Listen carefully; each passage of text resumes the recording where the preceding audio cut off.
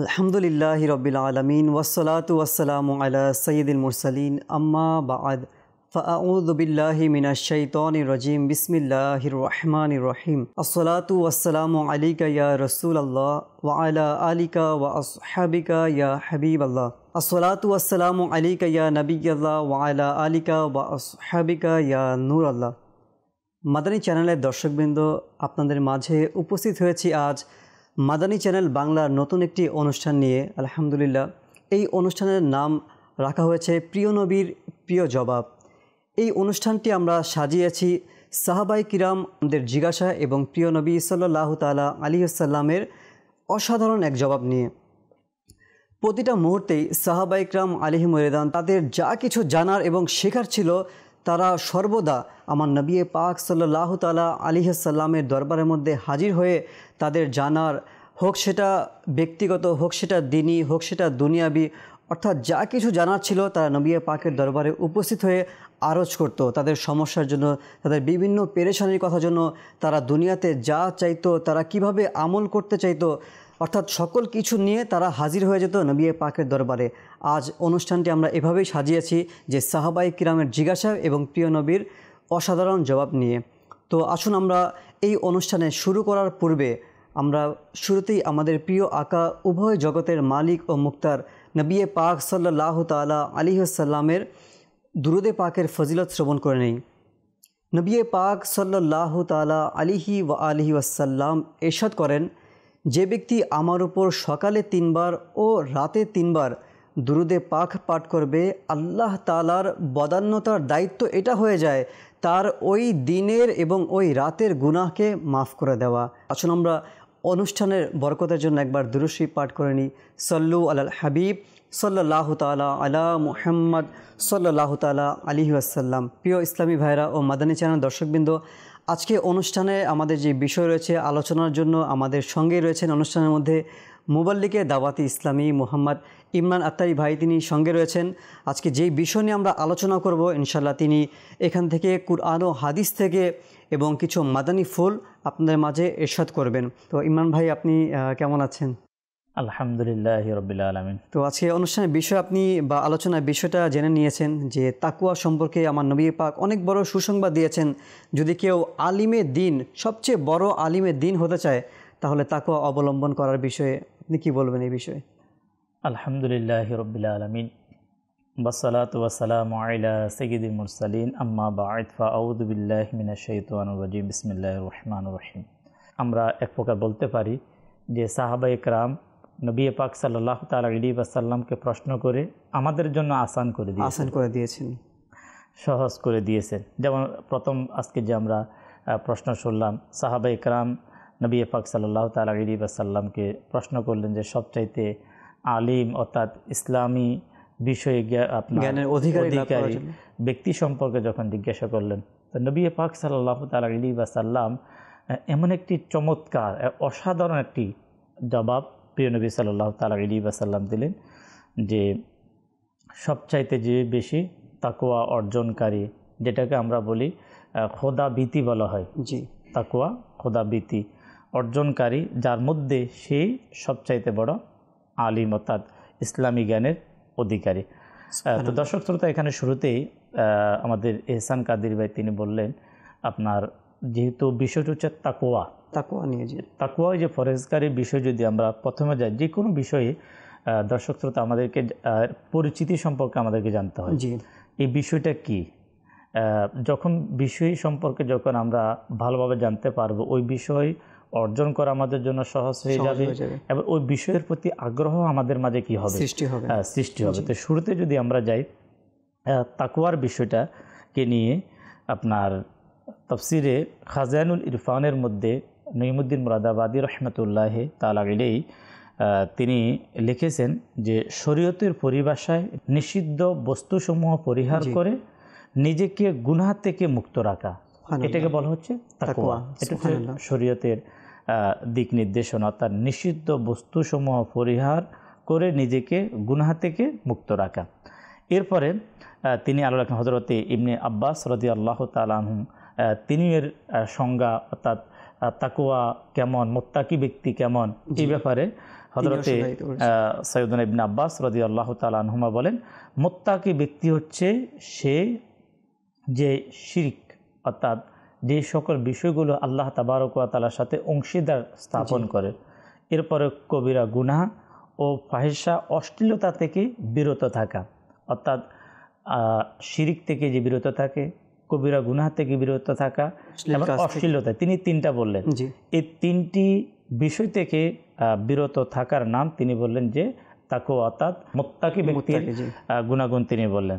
আবার কিছু কিছু উলামা একরাম তাকওয়ার ব্যাপারে এবাও বলেছেন, যে ব্যক্তি নিজেকে অন্য কারো থেকে উত্তম মনে করে না সে হচ্ছে মুত্তাকি অর্থাৎ তাকওয়াবান। সুবহানাল্লাহ। দেখেন, অর্থাৎ যে নিজেকে অন্য মানুষ থেকে উত্তম মনে করে না, যে আমি সবার চাইতে মানে নিজেকে সবচেয়ে বেশি নিকৃষ্ট মনে করেন। জি জি, মাশাআল্লাহ। আচ্ছা, এরপর আর কিছু উলামা একরামের মুত্তাকির ব্যক্তির ব্যাপারে, তাকওয়াবানের ব্যাপারে কিছু উলামা একরাম এটাও লিখেছেন যে তাকওয়া হলো হারাম বস্তুসমূহ বর্জন করা, একান্ত করণীয় কার্যাদি সম্পূর্ণ করা।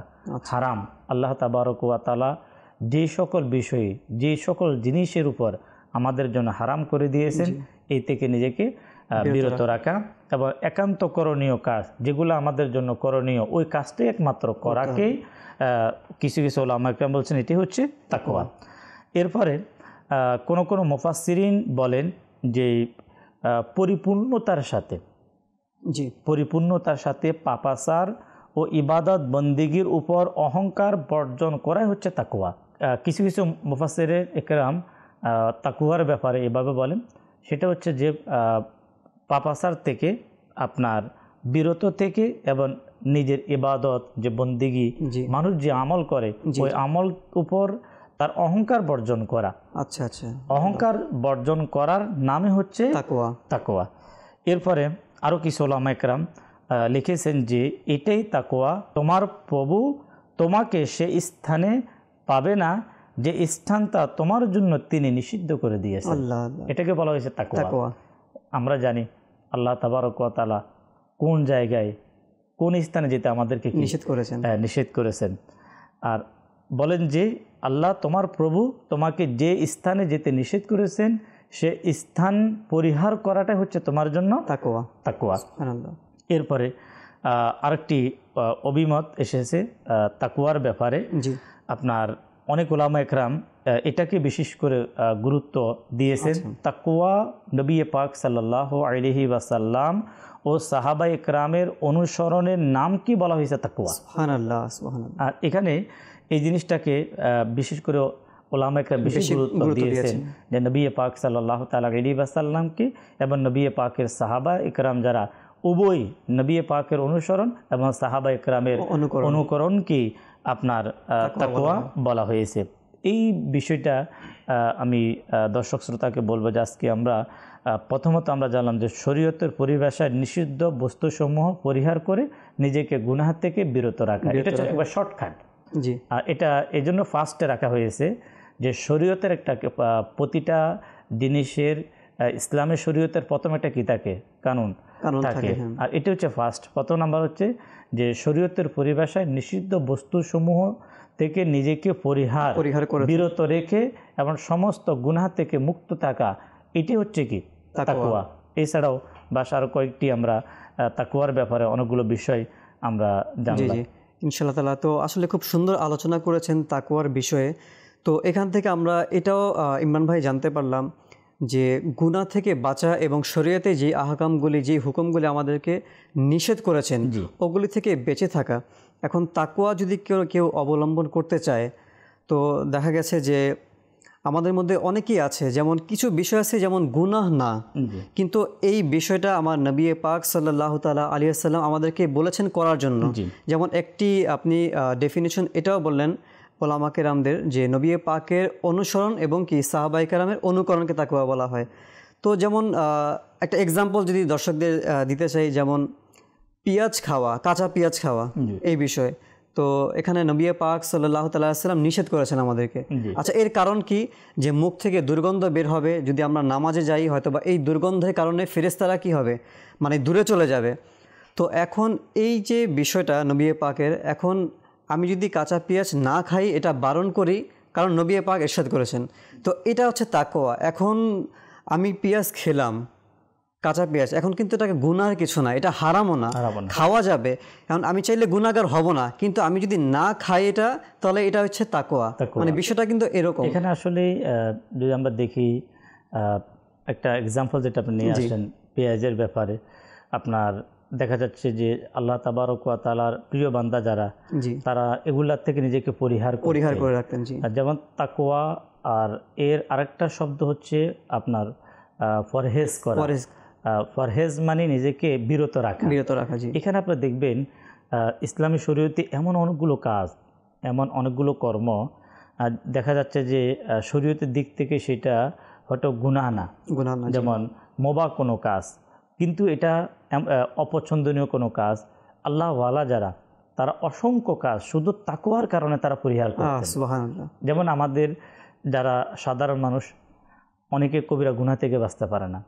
আচ্ছা, অনেকে কবিরা গুনাহ থেকে যদি বেঁচেও যায়, কিন্তু সগীরা গুনাহ থেকে বাঁচতে পারে না। কিন্তু এখানে তাকওয়ার বিষয় যখন আসবে, তাকওয়া হচ্ছে এমন একটা বিষয়, পরবর্তী ইনশাআল্লাহ আমরা আজকে পর্বে যে তাকওয়ার যে প্রকারভেদগুলো বিষয়গুলো, কিন্তু এখানে আপনার সাথে যে একমত হচ্ছে যে আসলে তাকওয়া এটা এমন একটি বস্তু, এটা এমন একটি বিষয় যে তাকওয়া মানুষকে এমন এমন বিষয় থেকে তাকে বিরত রাখবে যেটা সাধারণ মানুষের আকলের বাহিরে। সুবহানাল্লাহ। এটা কখন সম্ভব? যখন কোনো ব্যক্তি মুত্তাকি হয়, কোনো ব্যক্তি পরহেজগার হয়। ওলামা তিনি কিতাবের মধ্যে লিখেছেন, মুত্তাকি পরহেজগারদের কাছে সামান্য গুনাহ অন্য মানুষের কাছে যেমন বড় বড় কবিরা গুনাহ, বড় বড় নাফরমানির মতো যে গুনাহগুলো মুত্তাকিদের কাছে ছোট গুনাহ তেমন মনে হয়। এটা কেন? এটা একমাত্র তাকওয়ার কারণে।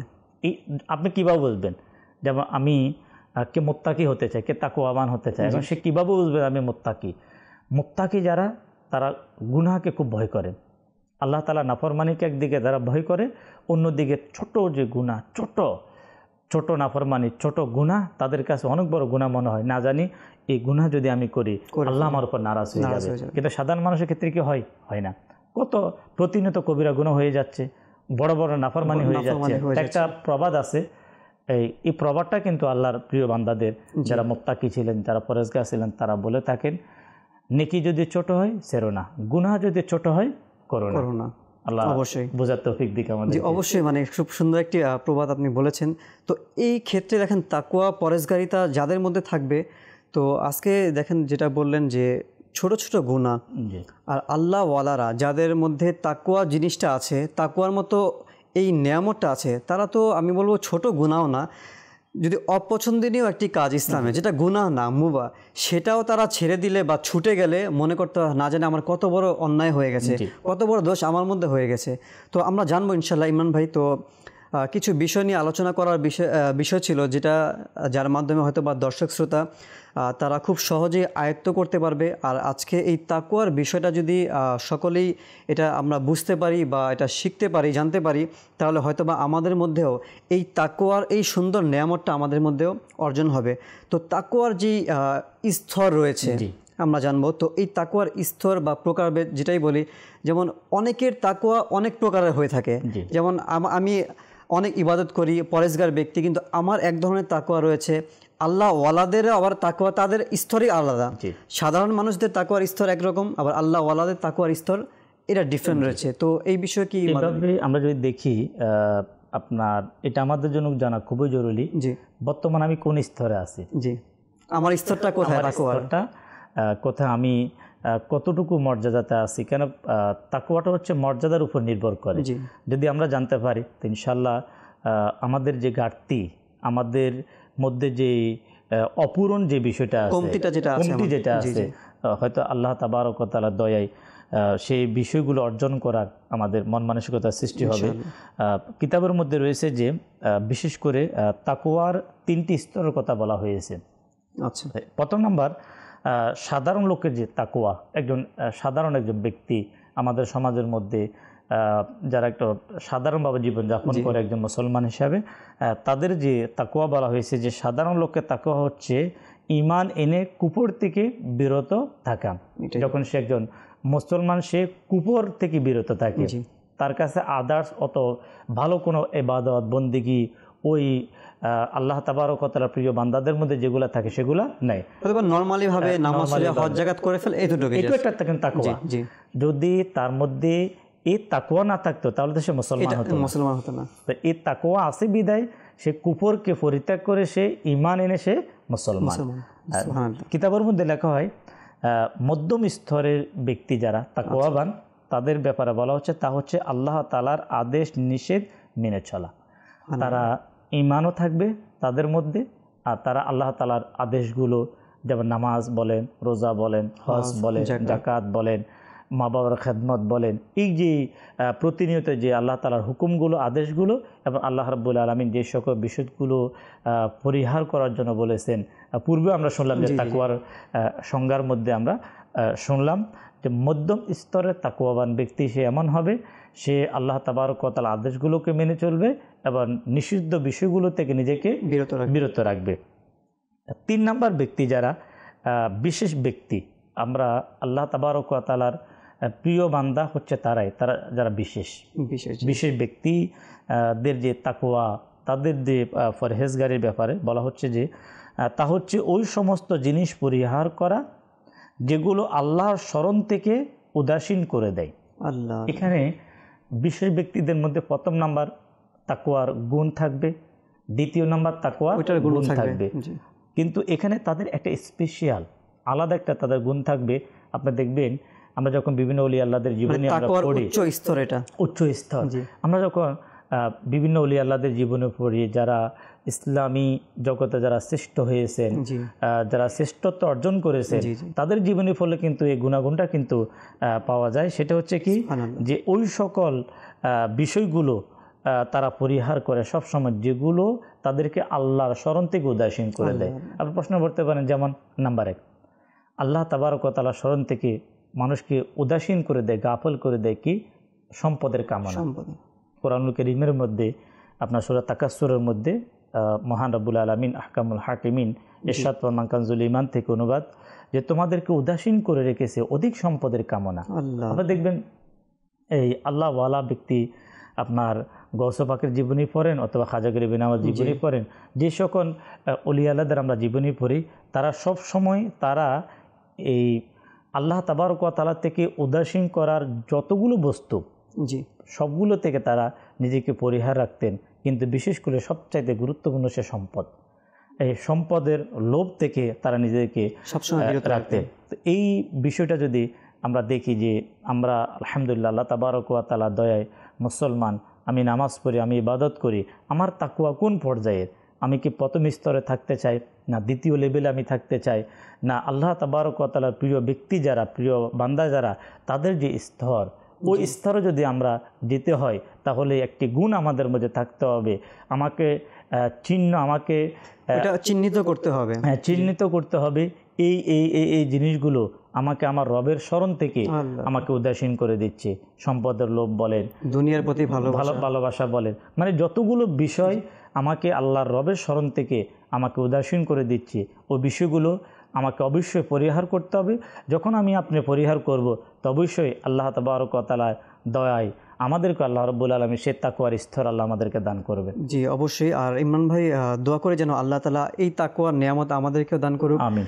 তো তাকওয়ার যেই সংজ্ঞা আপনি বলেছেন শুরুতেই, তো এর মধ্যে এমন এটাও পাওয়া গিয়েছে যে যাদের মধ্যে তাকওয়া থাকবে, যারা তাকওয়া অবলম্বন করবে, তাদের গুণের মধ্যে এটাও রয়েছে, তারা সবসময় নিজেকে ছোট মনে করবে, অর্থাৎ নিজেকে তুচ্ছ মনে করবে, নিজেকে খারাপ মনে করবে এবং তার থেকে অন্য সবাই ভালো। তো এমন এক ওয়াকিয়া রয়েছে এক বুজুর্গ রহমতুল্লাহ এর জীবনে।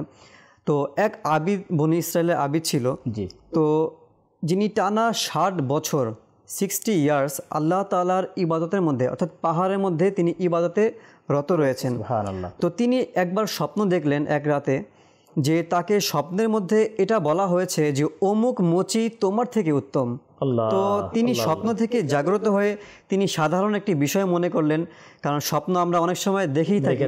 তো তিনি এটা কোনো ভ্রুক্ষেপ করলেন না, তিনি এটা ইগনোর করে তিনি তার মতোই জীবনযাপন করলেন, ইবাদতের মধ্যে রত থাকলেন। তো এরপরে কিছুদিন যাওয়ার পর এই একই স্বপ্ন তিনি আবার দেখলেন যে অমুক মুচি তোমার থেকে উত্তম। তো এমনি করে তিনি আবারও সেই স্বপ্নটি বেশি গুরুত্ব দিলেন না, যেটা স্বপ্নই তো মাত্র, এর কি গুরুত্ব রয়েছে। তো এরপরে তিনি আবারও ওই একই স্বপ্ন দেখলেন। তৃতীয়বার যখন তিনি এই স্বপ্ন দেখলেন তখন তিনি তার ইবাদতখানা থেকে নিচে নেমে তো সেই মুচির কাছে গেলেন, এবং সেই মুচির কাছে যাওয়ার পর সেই মুচি যখন ওই বুজুর্গ রহমতুল্লাহ আলাইকে দেখে আদবের সাথে বিনয় হয়ে তার হাতের মধ্যে চুম্বন খেলেন এবং বললেন যে কোন এমন কাজ, কি কারণে আপনাকে ইবাদতখানা থেকে আমাকে এখানে আপনাকে নিয়ে আসছে। তো সে বলল যে বলা হয়েছে যে তুমি নাকি আমার থেকে উত্তম, আমার থেকে মর্যাদা তোমার নাকি বেশি বলা হয়েছে। তো তুমি বলো এমন কোন ইবাদত আছে বা এমন কি কারণ তোমার এই মর্যাদা হওয়ার। তো সেই মুচি কিছুক্ষণ চুপ রইলেন। তো এরপর বলতে লাগলেন যে আসলে আমার তো এমন কোনো আমল নেই তো যার দ্বারা আমি এত মর্যাদাবান হতে পারবো।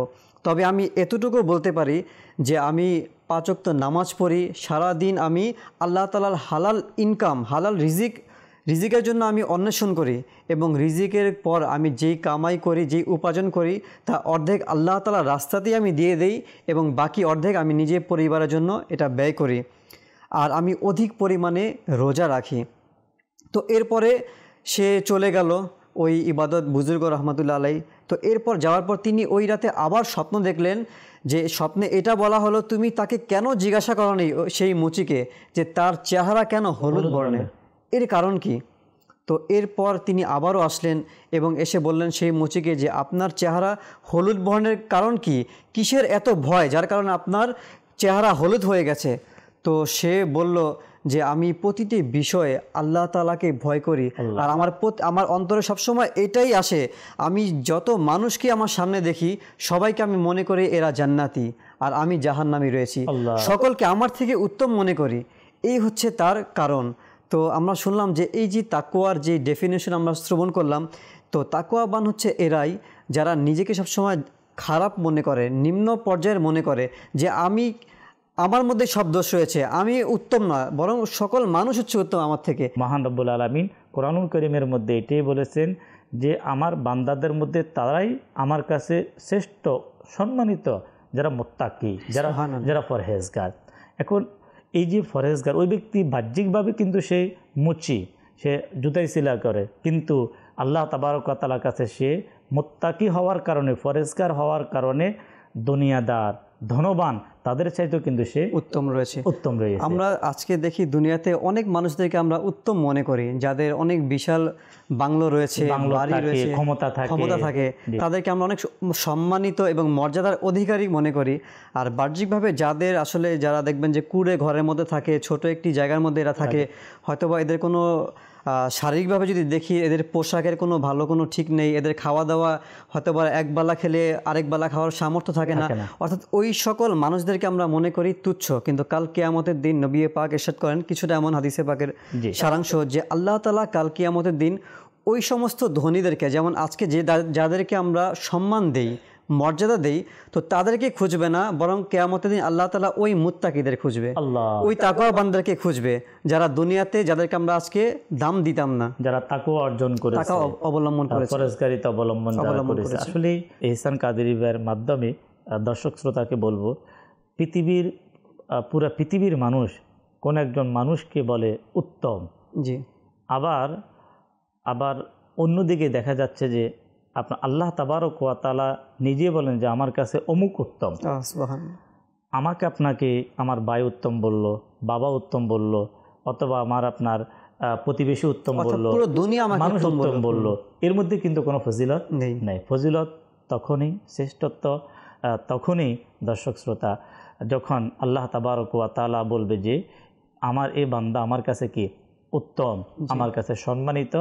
আর উত্তমে সম্মানিত হওয়ার জন্য সবচাইতে যে বিষয়টা প্রয়োজনীয় সেটা হচ্ছে তাকওয়া।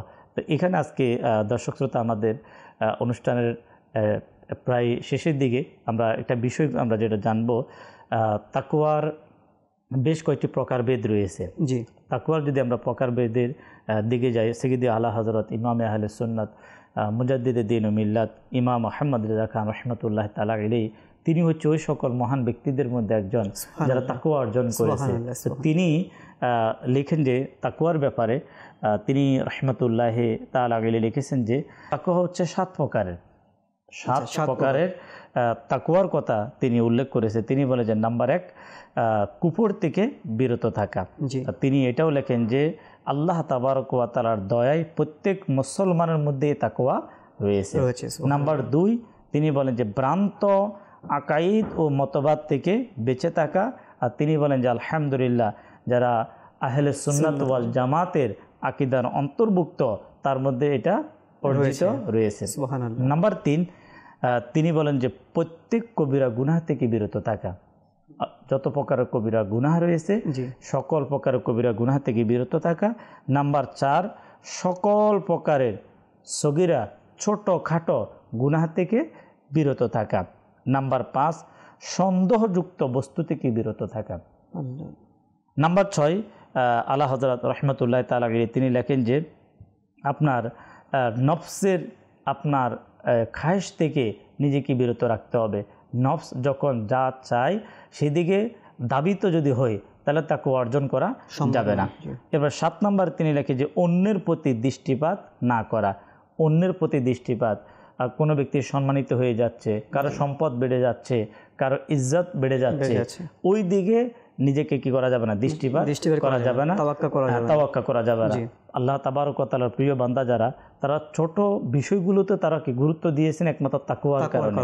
এক বুজুর্গ রহমতুল্লাহ তাআলা আলাইহি তিনি একবার ভুলে ডান পায়ে জুতা পরা সুন্নাত, কিন্তু বাম পায়ে তিনি কি করলেন, জুতা পরিধান করলেন। এটা যদিও সুন্নতের খেলাফ, কিন্তু এই সুন্নত বর্জন করার কারণে কোনো ব্যক্তি গুনাহগার হবে না। কিন্তু তাকওয়া কি? দর্শক শ্রোতাকে আজকে এই পর্বে আমরা আমাদের বোঝানোর উদ্দেশ্য যে তাকওয়া বিষয়টা কি। পরহেজগারিতা অর্জন করা এটা সাধারণ কোনো বিষয় না। আমি যখন যা ইচ্ছা মন যা চাই তা করব, আবার বলবো আমি তাকওয়াবান, আমি মুত্তাকি, মানে আল্লাহ ভীতি, আল্লাহর প্রতি ভয়, যে আল্লাহ তাবারক ওয়া তাআলার ভয়ে তাদের দিল এমনভাবে কম্পিত থাকে। তাকওয়ারকে খেয়াল করে তিনি রহমতুল্লাহ তাআলা আলাইহি কান্না শুরু করলেন যে আমার দ্বারা আমার প্রিয় নবীর এই সুন্নতটা আমার হাতছাড়া হয়ে গেল।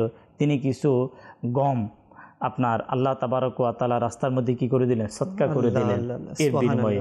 এরপর যদি আমরা দেখি হুজুর গাউসে পাক রহমতুল্লাহ তাআলা আলাইহি ওলিদের সর্দার, উনি যে ঘর থেকে তিনি পৃথিবীতে দুনিয়াতে এসেছেন, ওনার আম্মার যদি আমরা ঘটনার দিকে যাই, ওনার তাকওয়ার পরহেজগারির অতুলনীয় ঘটনা। কিন্তু বিশেষ করে হুজুর গাউসে পাক রহমতুল্লাহ তাআলা আলাইহির আব্বার যে ঘটনা, যে তিনি রহমতুল্লাহ তাআলা আলাইহি একমাত্র তাকওয়া অবলম্বন করে উনি নদীর পাশ দিয়ে আপনার একটি ফল যাচ্ছে, ওই ফলটা তিনি খাওয়ার পরে ওই ফলের মালিককে তিনি সন্ধান করলেন, তার কাছে গেলেন, তার কাছে গিয়ে ক্ষমা চাইলেন।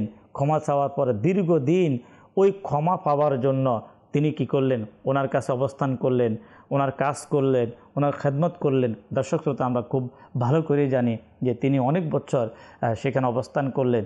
কেন? ওনাকে কোন বিষয়টা ওনাকে ক্ষমা করার জন্য ওখানে নিয়ে গেল, তিনি ক্ষমা প্রার্থী হলেন? একমাত্র এটা ছিল তাকওয়া। অর্থাৎ ওই ফল খেয়ে তার যে অনুশোচনা হলো, এই অনুশোচনার কারণটা কি? তাকওয়ার কারণে। আল্লাহ রাব্বুল আলামিন আমাদেরকে তাকওয়া অর্জন করার আমাদেরকে তৌফিক দান করুক। আমিন। দর্শকবৃন্দ, আমরা খুব সুন্দর আজকে অনুষ্ঠানের মধ্যে আলোচনা শুনলাম মুবাল্লিগের দাওয়াত ইসলামী ইমরান ভাইয়ের কাছ থেকে তাকওয়ার বিষয়ে। তো আশা করি আমরা যতটুকু আজকে শ্রবণ করতে পেরেছি, হয়তোবা আমরা এর থেকে আমরা যদি আজকে যা শুনলাম শুধু শোনার মধ্যেই নয়, যদি আমরা এটা আমল করতে পারি, নিজের জীবনের মধ্যে বাস্তবায়ন করতে পারি, তাহলে আমাদের এই অনুষ্ঠান, আমাদের এই আলোচনাটা সার্থক হবে। তো আল্লাহ তাআলা আমাদের সকলকে তাকওয়ার মতো এই নেয়ামত আল্লাহ আমাদেরকে দান করুক। আমিন। বিজাহিন নবী ইল আমিন সাল্লাল্লাহু তাআলা আলাইহি ওয়াসাল্লাম। আমরা ইনশাআল্লাহ পরবর্তী প্রোগ্রামে খুব সুন্দর একটি বিষয় নিয়ে আলোচনা করব। ততক্ষণ পর্যন্ত মাদানী চ্যানেলের সঙ্গেই থাকুন এবং সকলেই ভালো থাকুন। সাল্লু আলাল হাবিব সাল্লাল্লাহু তাআলা আলা মুহাম্মদ সাল্লাল্লাহু তাআলা আলাইহি ওয়াসাল্লাম।